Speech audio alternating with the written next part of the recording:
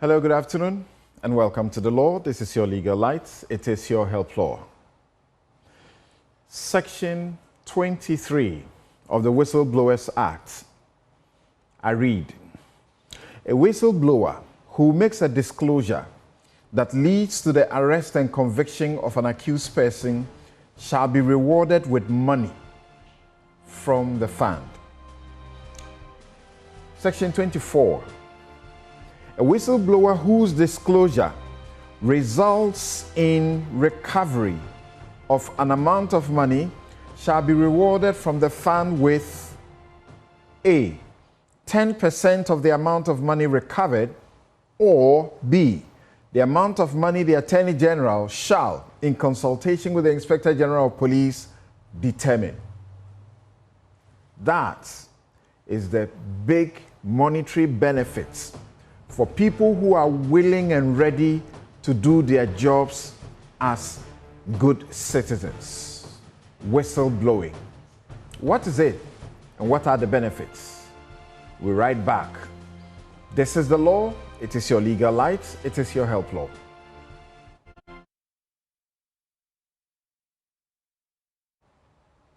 Welcome back. This is the law. It's your legal light. It is your help law. And this afternoon, we are going to look at the Whistleblowers Act that Ghana passed. It's a law passed in 2006, and it has one primary purpose.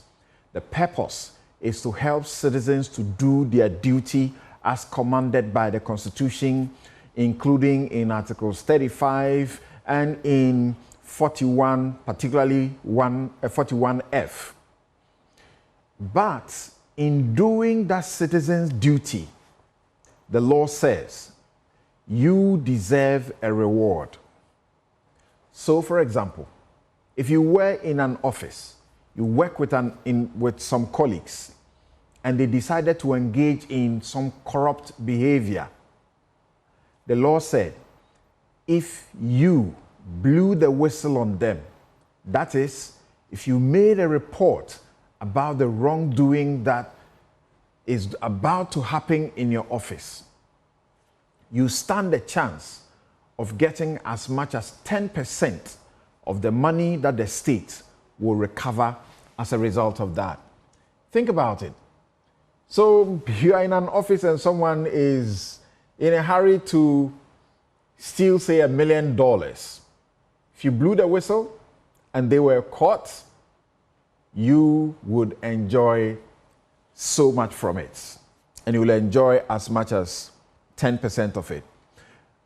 Before we get to the Act and begin to talk about what it says, I began by saying this is a citizen duty. Let's begin from the Constitution of Ghana, beginning with the preamble of the Constitution. That is the very beginning of the Constitution itself. It says, in the name of the Almighty God. So we Ghanaians, we believe in God. We, the people of Ghana, in exercise of our natural and inalienable rights, rights that nobody can take away from you, rights that nobody gives you, but it is God-given because you are human. In exercise of our natural and inalienable rights, to establish a framework of government which shall secure for ourselves and posterity the blessings of liberty, equality of opportunity, and prosperity. So this Ghana that we are in, this Ghana that we have established, that is, we have established this Ghana. And why have we established it? We have established it so that we will have a government that secures for us and posterity, our children and children's children. Of course, there are many who fought for the liberties we enjoy today, who fought for the Constitution we enjoy today, who are dead and gone. So they did a good job. So to secure for ourselves and our children and children's children blessings of liberty, being free, equality of opportunity, You must not get a job because you know somebody somewhere. You must not get a job because you join the green or you join the red or the blue, but because you're a Ghanaian. And once you qualify, you are entitled to the same opportunities that anybody else gets. And in Article 17, the Constitution is clear that there ought not be discrimination of treatment in Ghana, in the Republic. So there must be equal opportunity and there must be prosperity. We are supposed to prosper in a spirit of friendship, peace with all people of the world. Now, after we have looked at this very article, we need to move on and check what the Constitution once again speaks to. But before we move on, look at this. It says, "And in solemn declaration and affirmation of our commitment to freedom, justice, probity, and accountability, the principle that all powers of government spring from the sovereign will of the people." So the government you see there, that's just been established. That's you. There's no government without you. And I'll often say, when we say sovereignty, it's important because sovereignty is the ultimate power, is the power above which there is no other power on this earth. We're not talking about the supernatural because we cannot deal with that. So, sovereignty is a power in a state beyond which there's no any other power. So it's the ultimate power in a state. And guess what? That ultimate power is with you. That's what the Constitution says. It says it springs from you. And it is supposed to be exercised for your welfare. In the next, as it were, slide. That is Article 1. So it is, all of these is for us to help to protect and preserve the things we have secured for ourselves. So Article 1, Clause 1 of the Constitution. Remember, the Constitution is the supreme law of Ghana. It says, the sovereignty of Ghana resides in the people of Ghana, in whose name and for whose welfare the powers of government are to be exercised in the manner and within the limits laid down in this Constitution. Remember, in the preamble, it says sovereignty springs from the people. That is you, your will. And in Article 1, it says the sovereignty of Ghana, the ultimate power of Ghana, is not with the president. It's not with the minister. It's not with the IGP. It's not with the Chief Justice. It's not with the army commander. It is with you. And what is the purpose? All those you have given this power to exercise, the Constitution says they must exercise it for your welfare. Part of your welfare is to ensure that the state's money, people who are working for the country, are not looting the state. Yes, oral of some sort. So let's go to Article 18. Article 18 comes under the provision that we are told that we have the power to own property. And we can own it either alone or in association with others. So that is a fundamental human right.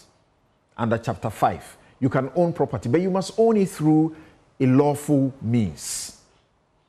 Then in Article 35, the Constitution commands that something must happen. 35 verse 8. It says, the state shall take steps to eradicate corrupt practices and the abuse of power. We as citizens, the state must do things that help us to ensure that people are not engaged in corruption and people are not engaged in abusing power. We are paying taxes. The taxes we pay, the monies that the government, the people who represent us, exercising our power, they borrow. They must use it for the purpose for which they take it. So if the government announces that they want to build a hospital and they go to the UK, they go anywhere to go and take money, they must put that money for that purpose. They must not abuse it. They must not steal the money. And we know that the stealing goes on. If they have power to give me a job, to give you a job, they must give it to you because you are qualified and not because you have joined the green people or you have joined the blue people, MPP or NDC. No. The state has a duty to do this. Part of what the state is doing to ensure that this is done is why you have the Whistleblowers Act. But let's go to another provision. This is under the what we call the Directive Principles of State Policy. And in the Directive Principles of State Policy, it's supposed to be a guide. And it actually says in the Constitution in very clear terms that the government, the judiciary, parliament, all people must ensure that what is stated in there is complied with. And that the things we do in this country, we must make sure they mirror and they comply with what is provided under the Directive Principles of State Policy. So Article 41 and 41F.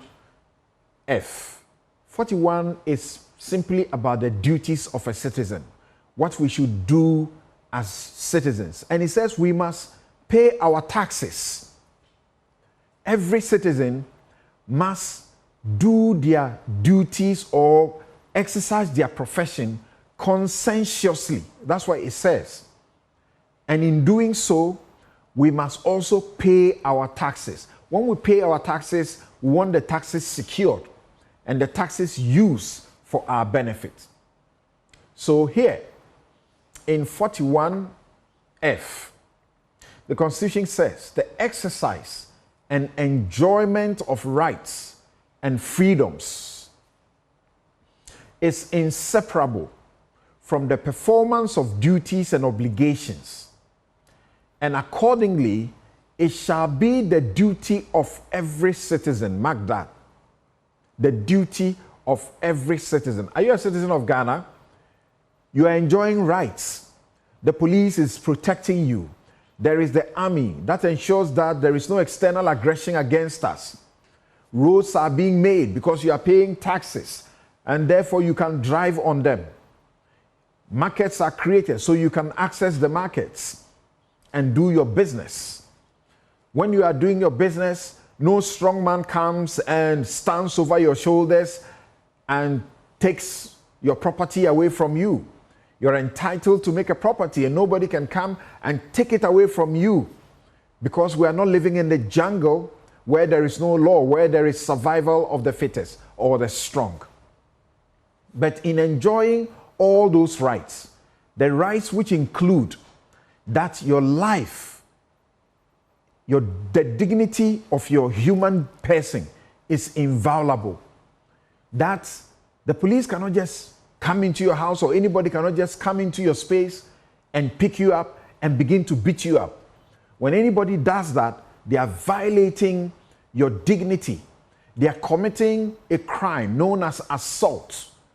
If they come into your property without you inviting them, they are committing a trespass. You have not allowed them to do so.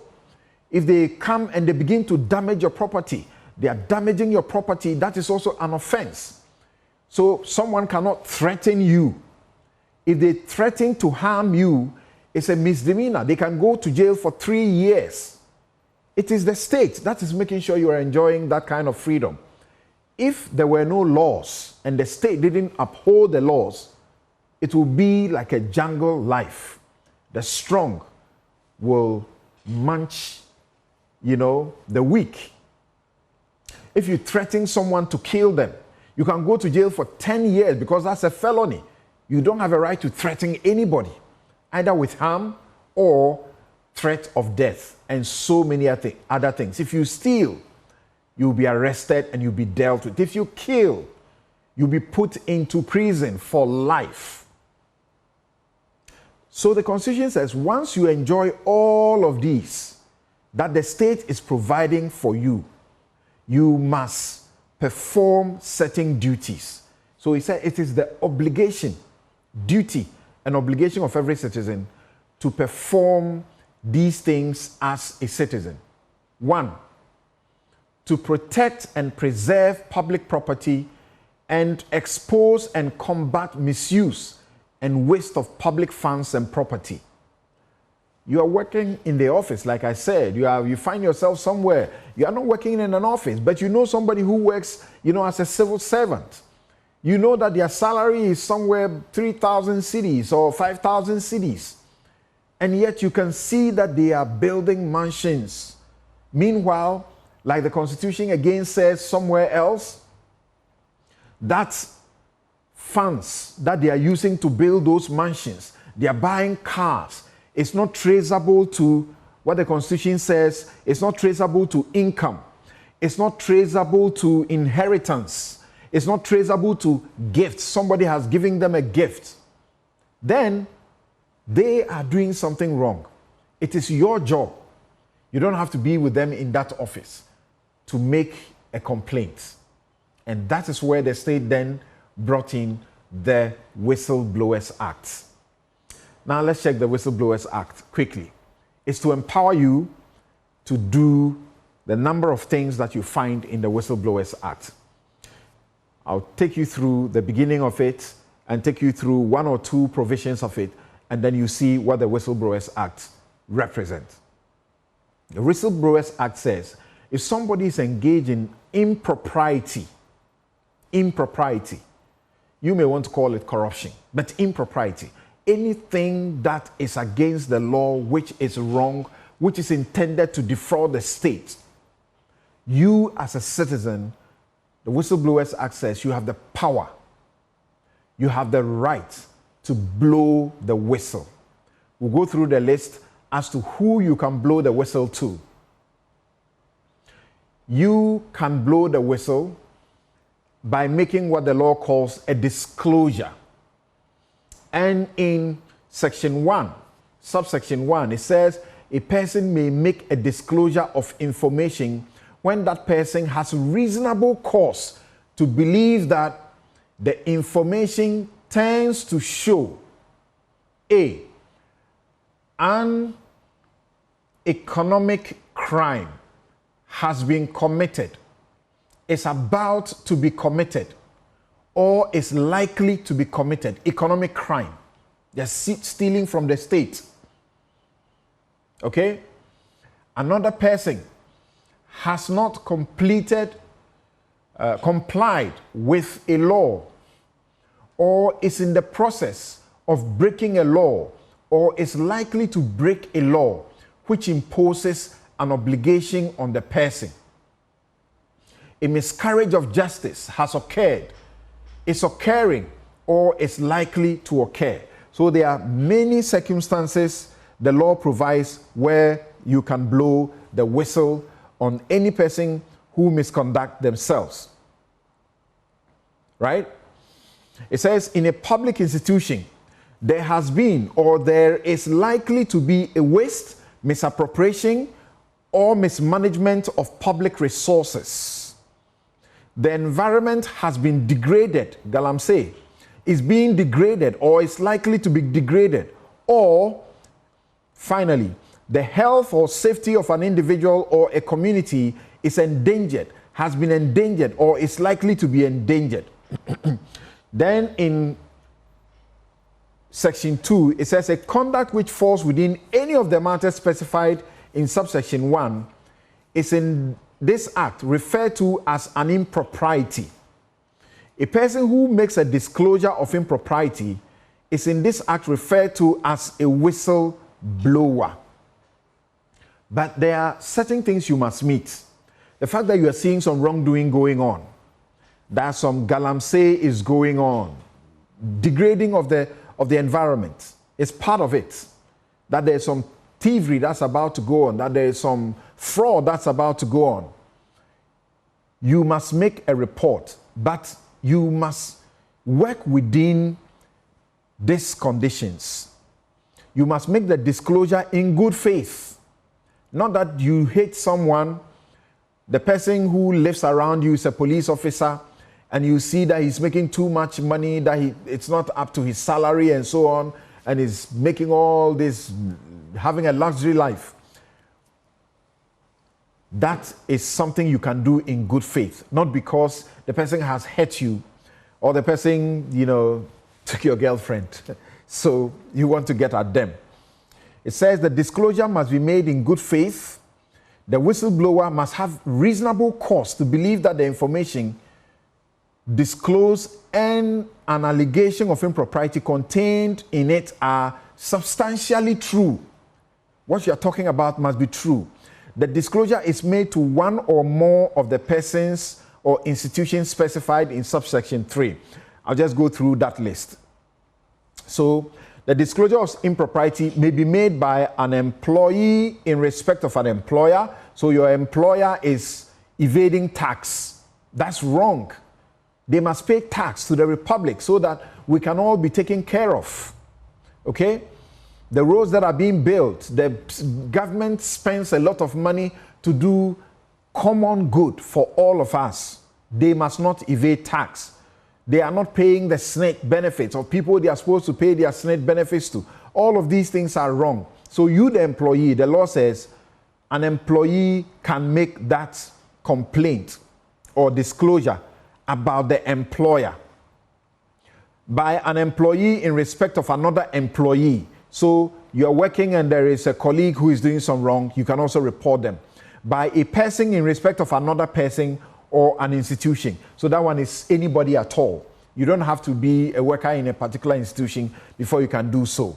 Now, who can you make the disclosure to? This is the list. You can make the disclosure to an employer of the whistleblower. That is your employer. If it is, your colleague who is doing it, you can tell your boss. You can make the disclosure to a police officer, the attorney general, the auditor general, a staff of the intelligence agencies, a member of parliament, the serious fraud office. So this has changed to EOCO, Economic and Organized Crime Office. Commission on Human Rights and Administration, that's Administrative Justice, that's SHRAJ. The National Media Commission, the Narcotic Control Board, that's Narcotic Control Authority now, or Right Commission. A chief, you can make it to your chief. Okay, there are places where you may not find SHRAJ, you may not find the Attorney General's office in a district or in a village. You can make it to your chief. If you trust your chief, you can make it to the head or an elder of the family of the whistleblower. So you can tell your family head or your elder. You can make it to a head of a recognized religious body. You can make it to your imam, to your pastor, to your priest, a member of the district assembly. You can tell that somebody in the district assembly. You can make it to a minister. You can make it to the office of the president, direct to the office of the president. Or you can make it to the district chief executive. Remember, it must be something that you believe to be true and there are facts to it. And you must not make it because you hate somebody and so on and so forth. And then once you do that, the law says, if it turns out to be true and there is a prosecution and a conviction is secured against the person you make the whistleblower against, you can enjoy a benefit. And you are also to enjoy a certain protection. If you make it against your employer or an employee and something happens and they are about to victimize you in your office, the law says you will get protection from the state. So you can get monetary reward. That's what the law says. And you can get as much as 10% of the amount for which you have helped the state to get back. We're going to talk to a couple of people who have been doing whistleblowing as their professional business. You never knew that? Yes, right here in Ghana. There are people who do whistleblowing as a professional job. You don't have to be a professional to do it. It just see something, say something. That's all. And once you do it, and it goes through the process, there is a conviction, there's a recovery, you will get a benefit. In fact, journalists can enjoy it. Imagine that you have discovered some rot that is going on somewhere as a journalist, and you uncover it properly, you make the disclosure and allow the processes to go through. The person is arrested, they are going through the process, and then you do your story. And the state recovers, say, 1 million Ghana cedis. You're entitled to 10% of that. That is how much? Right. So let's go to two people who have been doing this as a professional job and making money out of it. We want to find out from them, does this work? Is it real? Or it's just sitting in the law books, but it's not working? There's one challenge about it, but we'll share that. So let's go to the phone lines now and speak to our friends who are joining us. And we're giving them pseudonyms. We're not giving them their real names because they are involved in whistleblowing, particularly to the Ghana Revenue Authority. People are evading tax a lot. People try to do mystery shopping, to go to a shop, and they are not issued VATs, invoices, nothing is done. They find out that those people are cheating the state. They report them to the GRA, blow the whistle, and they get a benefit. They're doing their duties as citizens. That's expected of them, but they make a benefit out of it as well. Okay, so our first professional whistleblower, we will call him James Kama. James, thank you very much for doing such a great job for the Republic and for humanity. Tell us, what's the life of a whistleblower like in Ghana? Samson, this question is a very deep question you've asked me. In fact, we all know that the Act was passed in 2006, Act 720. And we know what the whistleblower can do in the development of a country, especially in tax issues. But there are issues that we have encountered that I think that is necessary, and I'm very glad that you are calling me on this issue. That the whistleblower has been through a lot of challenges that I think that we need to also put it out to the public. And Share some of them with us. Share some of them with us. What are some of the typical challenges that you go through as a whistleblower? Yes, we look at the security issues, especially the protection of the whistleblower. Mm-hmm. We also look at compensations that are supposed to be given to the whistleblower, mm-hmm. and also the risks involved in blowing a whistle in Ghana, mm-hmm. because we realize that most of our people that are blowing a whistle are also at risk and stuff. So I can see that the government should also look towards restructuring the Whistleblower Act and fund, because we're looking at monies that are being supposed to be given to us are delayed, and a lot of political interferences have also been a major problem. And typically, how do you go about your job as a whistleblower, particularly for the GRA, the Ghana Revenue Authority? How do you go about it? Well, the whistleblower activity is a very sensitive issue. We all know. That's right. You understand? Yes.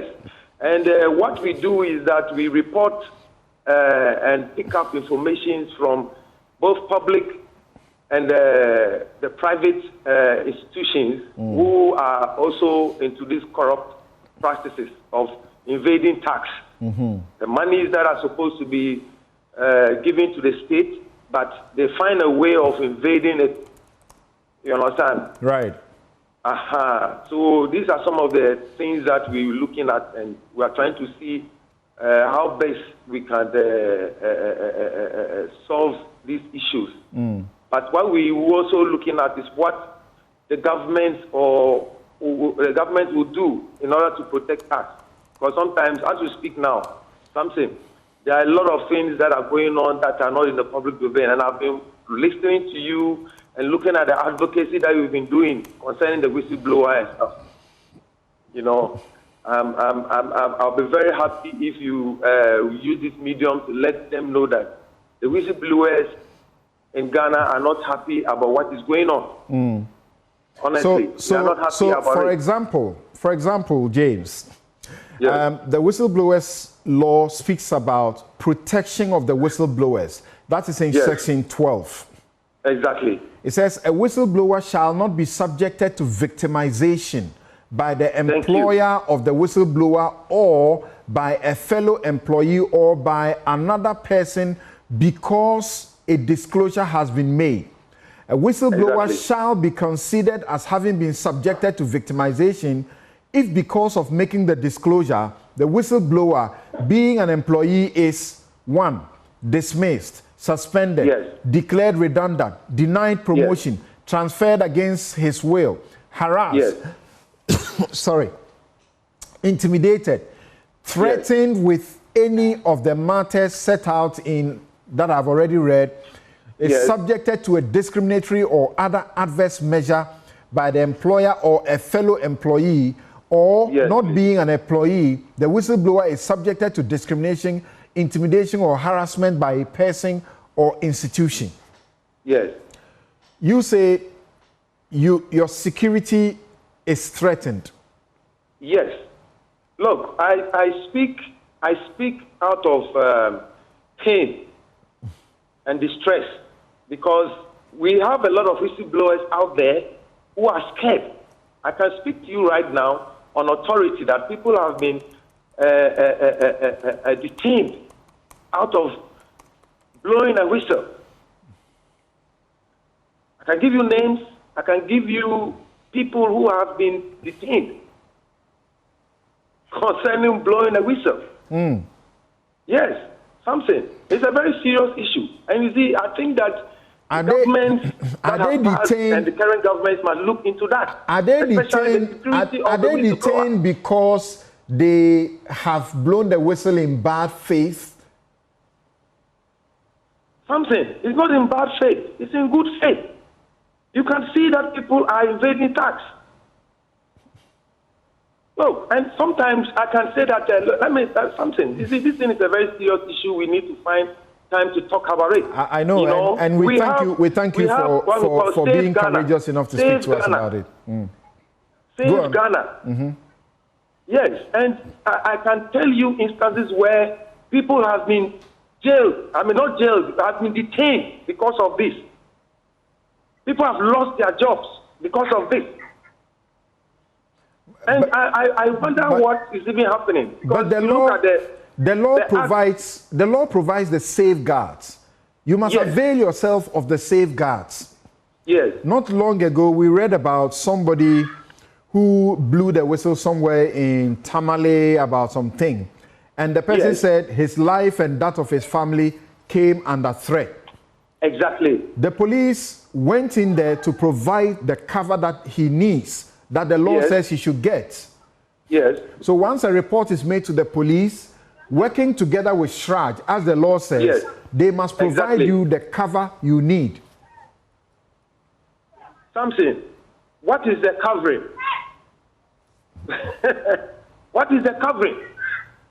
Okay, you hold on. Let's speak to another colleague of yours who is also into the whistleblowing business, who we will give the pseudonym Kofi Musa. Do we have him? Okay. Is Kofi on? Okay, I think we lost Kofi. So there are two people who are into this job that we want them to help us, give us some ideas about. But again, James, you will admit that once you do this job for God and country, you make a good benefit from it, right? Exactly. So one can say there's good money in it. Absolutely. Because the state gets a lot of money. But there's good money for us. Right. Yes, there's good money for us. The state makes a lot more money than us. Yes. But that's what it's supposed to be. The law says even if recovery was made and you were going to enjoy the exact percentage of, say, 10% of the money you have recovered, you have blown the whistle on. Even if it is $100 million US, you're only supposed to get 10%, not more than that. Exactly. Right. So definitely the state must get more than you will get. Okay. But the issue now is that do we get our 10%? So you don't get it. You don't get the 10%, but how do we don't get it? What do you get? They come over to negotiations, informant, a whole lot of things we don't understand. But the law states it. The law states it. We don't get it. So they use their own discretion to give you some amount. Discretion, exactly. All right. Something. This thing we've been advocating for this thing long since time. I can give you instances of where we have gone through on this issue. Okay. I can give you instances of what we have been through and what is actually going on. Right. So because of the sensitive nature of this, and to be careful not to make any disclosures that could put you in trouble. I want to get a reference point. Right. You know, I don't want to just go into details, but I want to give you a reference point on what the issues are since when we started this advocacy. Yes. I don't want. That's why I'm just giving a reference point. It's a very sensitive issue. Okay. And, the security implications, that are will you encourage ordinary Ghanaians to be interested in the whistleblowing business? Something. It is a very good thing for the country. You and I know both Ghana and the boundaries, across the country are into these things. The whistleblower even if it is not a good thing, why would it be? It would be passed in our country. Okay, thank you very much, James, for joining us. James Kama. That's not his real name. That's just a pseudonym we have to give him because he's involved in the job as a professional whistleblower, and therefore. We have to be careful about his image and protect him from, as it were, his cover being blown. But the law has protection for whistleblowers. Even we have also gone ahead to pass what you call the witness protection law to protect people. Now, if you blow the whistle, you are required to do it in such a way that nobody will know that you are the one who has done it, except the institution that is helping to resolve or stop the crime that you have reported about. Because as for them, they must know you, and then in the end, they will pay you. But it does appear there are challenges where some people obey the law, but still some people end up having their cover blown. What is the extent of the protection they have? We'll be right back. This is The Law. It's your legal light. It is your help law.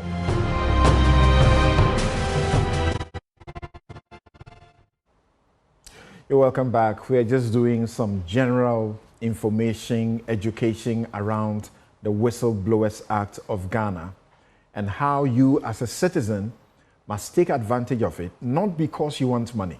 But there's nothing wrong with getting money because you have blown the whistle, which has led the state to save money. There's nothing wrong about that. So we are just helping you to understand that there is a law like that, and there is an opportunity for you to blow the whistle, save the country money, to develop the country. And in doing so, you make a personal benefit You can do it in your office.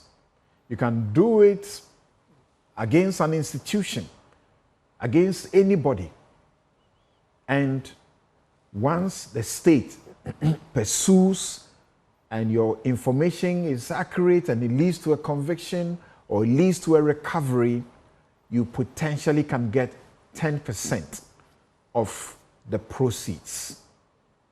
It's a duty of a citizen that you have to do. Now, some of you have been making comments. This one from Nana Kwame, he says, I'll get people to report. 10% of 10 million is 100,000. Good business. People who do, please, where do I report to?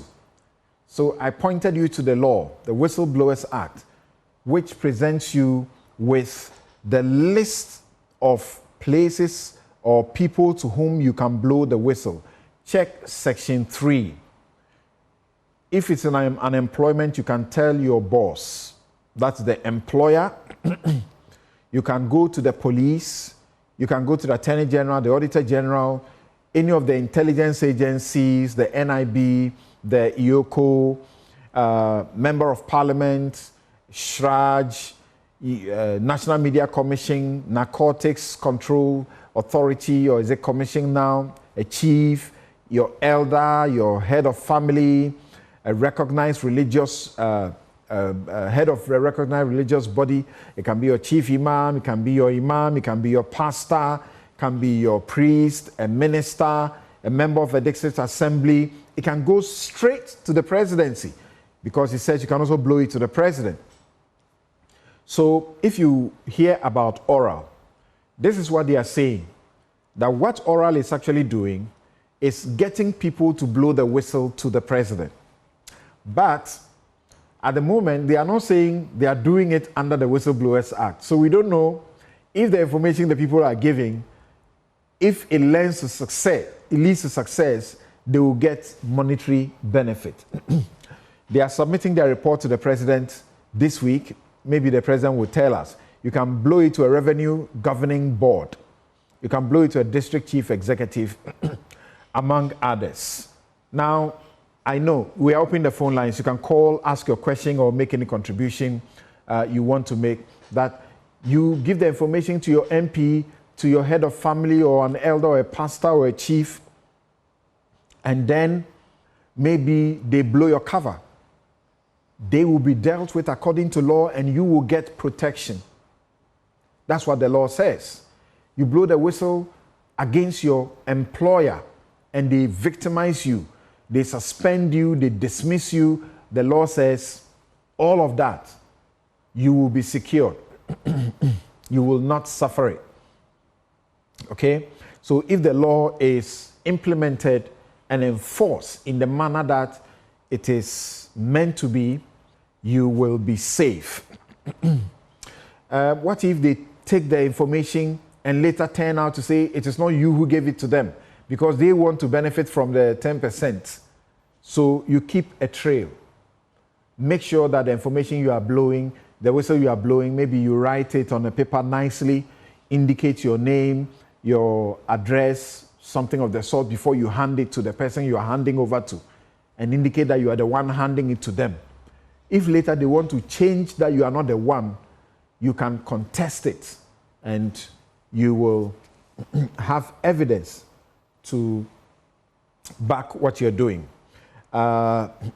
Jonathan A. Sign says, I want to blow the whistle, but I'm afraid them go slap my mouth. No, nobody will slap your mouth. Let's be citizens, okay, and do it well. James Sakun says, so will the so-called oral team members receive or benefit 10% fund from the Attorney General as they claim to be whistleblowers? That's a question I just asked. And I think it's not out of order. If they give information which is accurate, concrete, and it will lead to recover money, it will lead to prosecution and conviction, they deserve to be rewarded. The phone lines have been open, so please call. Okay, we have Omar. Omar, where are you calling from? Chiriponi? I'm calling from Chiriponi. Yes, Omar, let's hear you quickly. Good afternoon. Good afternoon. I'm from Chiriponi, yes. So it means, as you're reading in the Constitution, not knowing that this thing is there. And when the order was going on, people were talking about it. You know. That's a different thing. Let people say what they want to say. Keep your own opinions too. And if your opinions are fortified by the education we give, why not? You should benefit from that. Your education is very laudable because Okay. it's not because of that. Like some of us will be battling about what we will say about this order. So thank you very much for that. Thank you very much. And please, viewers, this is not about oral. It's about whistleblowing that you as a citizen have a duty to do, and you can do that to save the state money and benefit. So let's keep the focus. Who is next on the line? So let me keep reading some of your messages whilst your phones you call in. You say that Pius Asiedu says that I knew there was a reward prescribed for whistleblowers, but not in this manner. I will be available for more insights. Okay, so I suppose you are enjoying the show now. We have Fred. Fred, you are calling from Bimbila. What's your question or what's your contribution? Quickly. Alfred. Yes, please. I was just asking whether the 10% benefit attached to the Whistleblowing Act, as it stated, it includes like you help a state to recover something like a land, which is not a cash of cash value. The 10% is applicable to that one, or is not? Thank you. Thank you very much. So, as I read the law to you, there are many ways that these things can be looked at. Section 23, it reads, reward on conviction. A whistleblower who makes a disclosure that leads to the arrest and conviction of an accused person shall be rewarded with money from the fund. So there's supposed to be a fund. It's called the Whistleblowers Fund. If you blow the whistle or tell an institution or an individual about an impropriety, the list of impropriety, we have gone through that, and the state makes an arrest and then goes to prosecute and it leads to conviction, it says you will get a reward. Reward on recovery of money. A whistleblower whose disclosure results in the recovery of an amount of money shall be rewarded from the fund with 10% of the amount of money recovered, or the amount of money that the Attorney General shall, in consultation with the IGP, determine. So, in some situations, it is the Attorney General and the IGP who will sit together and discuss how much you deserve. But if it is a specific amount of money that you blew the whistle on, that somebody is stealing $100 million, and that $100 million was recovered, you are entitled to 10% on that money.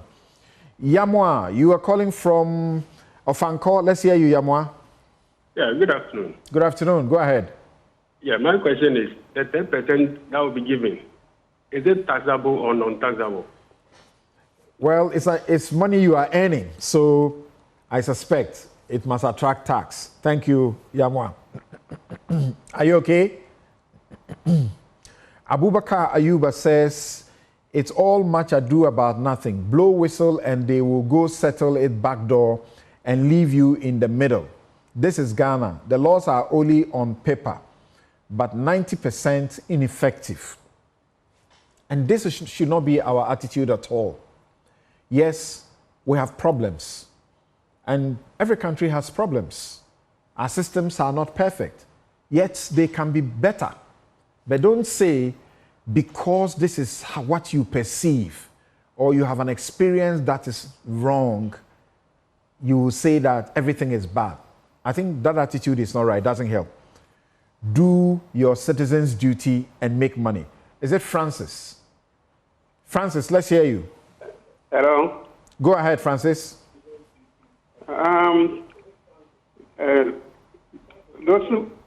Those who are not paying tax, these motor riders, Okada riders, the Okada riders, they don't pay tax. All right, thank you, Francis. Okada riders are actually doing an illegal thing because they are not permitted to be doing them. So I won't expect that the state will be taking tax from an illegal source. That, I doubt, will be what will be done. If you want to blow the whistle, look for something really good that gives you good money and save the state some money. Hello, Mahama, where are you calling from? What's your issue? Let's hear you, Mahama. I'm calling from Wale Wale. Yes, Mahama, be quick about it. Our time is up. Yes. I want to find out the percentage that they will be given to the whistleblower. In case he has done his work and they haven't given him the money, where is he going to report? Thank you very much. So that is why in this country, it is a democracy of the rule of law, not the rule of the mighty. If something is yours, or you are deserving, or you have a right that is being denied you, you go to court. And I know some people who blew the whistle and their 10% became, a back and forth. So lawyers had to go and sit down with the Attorney General to make a case for their clients. All right? And then they got their benefits. If they don't, and they dispute you or disagree with you, why not? You take them on in court, and the court will make the right orders, and the state will have no option than to obey. As a man says, any consequences for a whistleblower who blows a whistle on a perceived corruption but it ends up to be untrue? Can the whistleblower therefore be sued for damages or for defamation for reporting an issue that is untrue? First, you cannot be sued for defamation if you blow the whistle, you use the right channel. Okay? Now, you remember Anas did the story about judges. When he did it, he used the whistleblower's approach, submitted the evidence to the Chief Justice, and the judges who were caught were taken through the process. So Anas enjoyed the protection of the law, while the judges who were found to have done the wrong ex parte communication were punished and they lost their jobs. Then he went ahead to screen the footage. So what you don't do is calling a radio station or a TV station or going into social media and talking around. That's not how to blow the whistle. The law sets out the parameters. So you are not subject to a suit in defamation. You can't be sued. But what will happen to you if it ends up to be untrue? If it is shown that it's untrue, but you did it in good faith, you are secured. The law speaks about good faith, and it says, make sure the impropriety you are making a disclosure of or about is substantially true. That will be the caution and the note on which we draw the curtain on today's The Law. It's your legal light. It is your helpline. I'm Samson Ladi Ayenini. The Whistleblowers Fund is still not set up. It must be set up now. If government, in fact, indeed, wants citizens to blow the whistle and not struggle to get their benefits and their protection within the law. Have a good afternoon.